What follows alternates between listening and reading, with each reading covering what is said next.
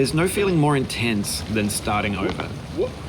If you deleted your homework the day before it was due, as I have, or if you left your wallet at home and you have to go back after spending an hour in the commute. If you won some money at the casino and then put all your winnings on red but it came up black.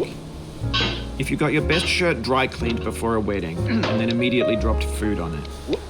If you won an argument with a friend and then later discovered that they just returned to their original view. Starting over is harder than starting up. If you're not ready for that, like if you've already had a bad day, then what you're about to go through might be too much. Feel free to go away and come back. I'll be here.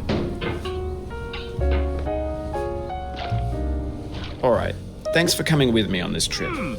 I'll understand if you have to take a break at any point. Just find a safe place to stop and quit the game. And don't worry, I'll save your progress, always, even your mistakes.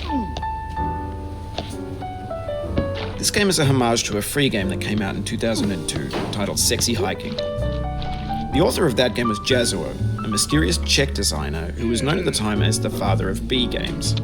And B games are rough assemblages of found objects. Designers slap them together very quickly and freely, and they're often too rough and unfriendly to gain much of a following. They're built more for the joy of building them than as polished products. In a certain way, Sexy Hiking is the perfect embodiment of a B game. It's built almost entirely out of found and recycled parts, and it's one of the most unusual and unfriendly games of its time. In it, your task is simply to drag yourself up a mountain with a hammer. And that act of climbing, in the digital world or in real life, has certain essential properties that give the game its flavor. No amount of forward progress is guaranteed. Some cliffs are too sheer or too slippery. And the player is constantly, unremittingly in danger of falling and losing everything. Anyway, when you start Sexy Hiking, you're standing next to this dead tree that blocks the way to the entire rest of the game. It might take you an hour to get over that tree, and a lot of people never got past it. You prod and you poke at it, exploring the limits of your reach and your strength, trying to find a way up and over. And there's a sense of truth in that lack of compromise. Most obstacles in video game worlds are fake. You can be completely confident in your ability to get through them once you have the correct method or the correct equipment or just by spending enough time.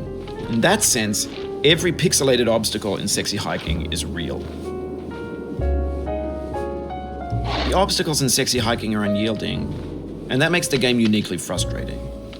But I'm not sure Jazuo intended to make a frustrating game. The frustration is just essential to the act of climbing, and it's authentic to the process of building a game about climbing. A funny thing happened to me as I was building this mountain.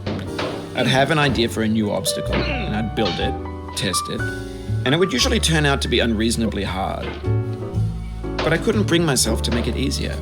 It already felt like my inability to get past the new obstacle was my fault as a player rather than as a builder.